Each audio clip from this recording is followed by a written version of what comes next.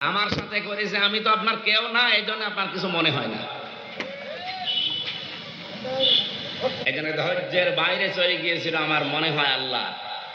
এই জন্য আল্লাহ নিজে প্রতিশোধ নিয়েছেন।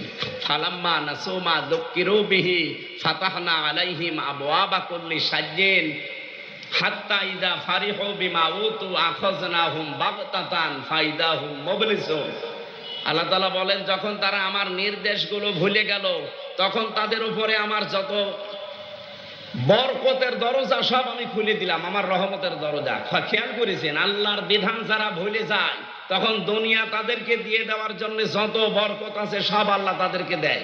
নাজ নিয়ামত, ক্ষমতা, টাকা পয়সা, পাওয়ার, প্রতিপত্তি সব আল্লাহ দিয়ে দেয়। ঠিক তাই করেছিল। 15.5 বছরে আল্লাহর কোন বিধানটা তারা বাকি রেখেছিল বলেন?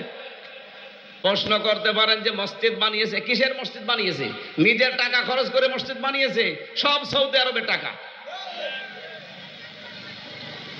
কিছু জালেম নামে আলেম ছিল, আলেম নামে জালেম, এগুলো 5 আটা গোলামি করত, আর ওকে নাম দিত হজরত। ওকে যদি কেউ নাম দেয় যে হজরত শেখ হাসিনা, তাহলে আবু জেহেলকেও বলা লাগবে হজরত আবু জেহেল। কি কথা বলছেন এখানে?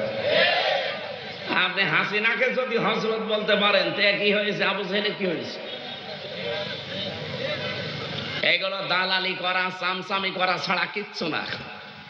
এত বড় জালেমকে যারা হজরত বলতে পারে, কওমি জননী বলতে পারে, ওরা কি মানুষ? মানুষের বাইরে চলে গিয়েছিল এই মানুষগুলো। আল্লাহ তাআলা বলেন, হঠাৎ করে যখন তারা আনন্দকৃত, আমার দানকৃত বস্তু পেয়ে আনন্দে আছে, তখন আমি নিজে তাদেরকে ধরলাম। আখাযনাহুম, এর ফাইল কর্তা আল্লাহ নিজে।